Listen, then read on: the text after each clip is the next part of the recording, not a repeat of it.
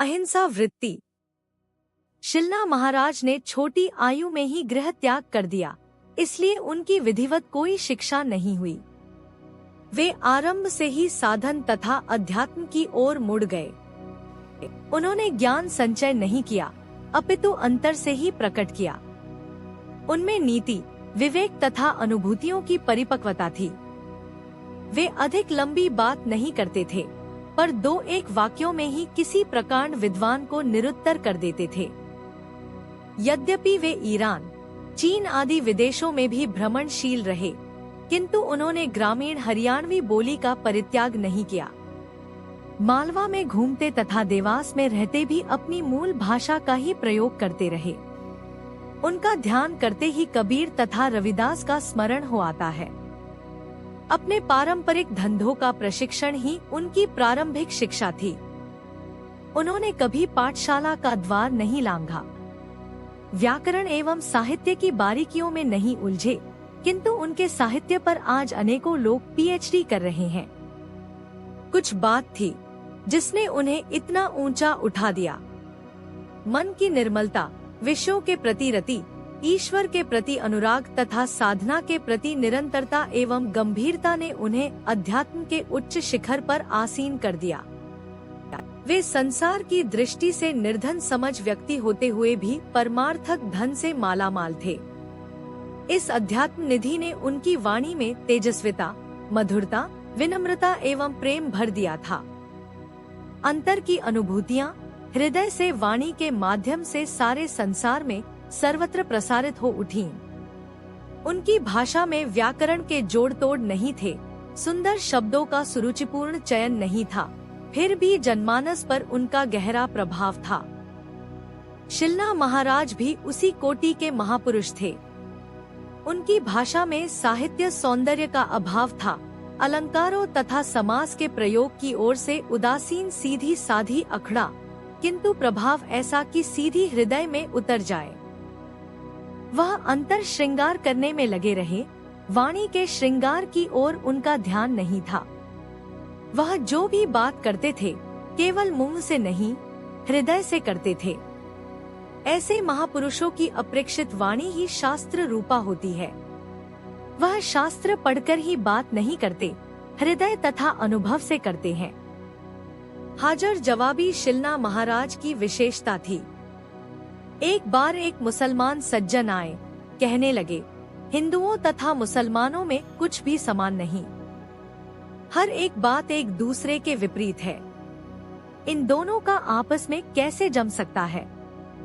शिलना महाराज ने कहा, दोनों खाते तो मुंह से और चलते पावों से हैं, इस बात में तो जम जाएगा। उनकी बातों से प्रभावित होकर कई लोग नाथ संप्रदाय में दीक्षित होकर वैराग्य वृत्ति अपनाने की बात करते थे। तो शीलनाथ महाराज कहते, यह क्षणिक वैराग्य मेरे वचनों के कारण है, तुम्हारे चित्त की स्थायी स्वाभाविक अवस्था नहीं। क्षणिक वैराग्य के आवेश में घर-बार का त्याग कर दोगे तो पछताना। वैराग्य वृत्ति को परिपक्व होने दो। महाराज, श्री हिंसा तथा भय देखने में दो शब्द हैं, किंतु इनका परस्पर गहरा संबंध है। शिलना महाराज रात के अंधेरे में जंगलों पहाड़ों पर अकेले विचरण करते थे। शत्रु सामने तलवार लिए खड़ा हो तो भी भयभीत नहीं होते थे। इसके दो कारण हो सकते हैं। पहला यह कि उनको कुछ ऐसी सिद्धियां प्राप्त हो जो निरंतर उनकी रक्षा करती रही हो, जैसा कि एक बार माताजी की टेकड़ी पर धुनी संस्थान में हुआ था, जब कुछ लोग आपको मारने के लिए आए तथा उन्हें कई लोग दिखाई दिए तथा वे डरक भाग गए थे। इस अवस्था में साधक में भय तो होता है, किंतु सुरक्षा कवच का कारण निर्भय बना रह दूसरी अवस्था साधक की अहिंसा सिद्धि हो जाती है। उसके प्रभा मंडल में आने वाले हिंसक पशु तथा दुर्दांत शत्रु भी वैर भाव का त्याग कर शांत हो जाते हैं। जैसे शिलना महाराज अंधेरे जंगल में घूमते थे तो विषैले सर्पादी भी वही रहते थे। कई बार उनकी जटाओं में भी सांप उलझे हुए पाए गए, अर्थात इनके प्रभामंडल में आकर सर्पादी अपनी हिंसक वृत्ति भूल जाते थे। अहिंसा सिद्ध होते ही भय भाग खड़ा होता है। मनुष्य अपने मन के भय के कारण ही किसी से भयभीत होता है या प्राण बचाने के लिए भाग खड़ा होता है, अथवा भयक्रांत होने पर उसमें हिंसक वृत्ति जाग उठती है तथा इस प्रकार किसी का वध कर देने की ओर प्रवृत्त होता है। हिंसा तथा भय के भावों के चित्त से निकल जाने तथा दूसरों के भी वैर भाव त्याग देने से मनुष्य में निर्भयता आ जाती है। तब वह निर्भय होकर रात के अंधेरे में जंगलों में विचर सकता है। हिंसा पर उतारू भीड़ में निर्भय होकर प्रवेश कर सकता है। सामने शत्रु को देखकर भी उसके मन का संतुलन नहीं डोलता। योग में उन्नति के लिए इस स्थिति का होना नितांत आवश्यक है। अधिक संभावना यह है कि शील महाराज को अहिंसा सिद्धि तथा सुरक्षा कवच दोनों प्राप्त थे। यह उनकी मोज के आश्रित था कि किस सिद्धि का प्रयोग करें। वैसे वह तो यह कहते थे, वह किसी भी सिद्धि का प्रयोग नहीं करते, शक्ति अपने आप जब चाहे तथा जिस सिद्धि का प्रयोग उचित समझे कर लेती है। मैं इन अनावश्यक तथा साधन विरोधी सिद्धियों के प्रयोग में नहीं पड़ता। एक प्रश्न फिर भी उभर कर आता है कि जब शिलना महाराज को अहिंसा सिद्ध थी तो उन्हें सुरक्षा कवच की क्या आवश्यकता थी। यहाँ यह बात स्मरण करवा देना अवश्य प्रतीत होता है कि शिलना महाराज ने किसी सिद्धि की प्राप्ति के लिए साधन नहीं किया। उन्हें प्राप्त सभी सिद्धियां अकल्पित थी, साधन में स्वयमेव प्रकट हुई थी। अतः यह प्रश्न निरर्थक है। इस बात को भी महापुरुष ही ठीक तरह जान सकते हैं कि संसार को कब कैसा अनुभव कराना चाहते हैं। यह भी हो सकता है कि आक्रमणकारी शिलना महाराज के पास आकर वैर भाव का त्याग कर देते। शिलना महाराज ने दूसरा चुना तथा उन्हें अपने पास आने से पूर्व ही सुरक्षा पंक्ति दिखाकर भगा दिया। कब क्या तथा क्यों करते हैं, इस बात को महापुरुष ही जान सकते हैं। अब रही बात अहिंसा की। अहिंसा सिद्धि का प्रभाव काफी व्यापक है।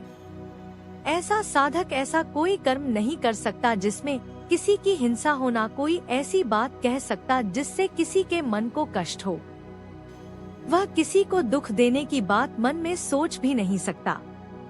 उससे अनजाने में भी किसी को कष्ट पहुंच जाए तो उसे बहुत पश्चाताप होता है, तत्काल जाकर क्षमा मांग लेता है। शिलना महाराज का सारा व्यवहार अहिंसा पूर्ण था। वह हिंसा प्राणी मात्र में ईश्वर को कष्ट पहुंचाने का प्रयत्न मानते थे। यदि कोई उनका अपकार भी कर देता तो उसे मन से क्षमा कर देते थे।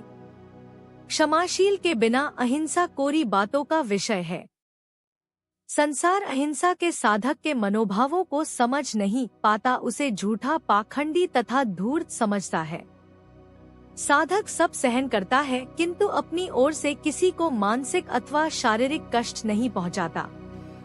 वह सहनशीलता उसके साधन का अंग होती है। क्षमाशील के समान ही सहनशीलता भी अहिंसा सिद्धि के लिए आवश्यक है। मन की उदारता भी अनिवार्य है। दीन दुखियों को देखकर मन में दया की तरंगे उठने लगे। इस प्रकार अहिंसा के साथ ही क्षमाशील, सहनशीलता, उदारता तथा दया भाव आदि की सिद्धि भी हो जाती थी। शिलना महाराज की मन, वचन तथा वाणी की अहिंसा पराकाष्ठा की थी।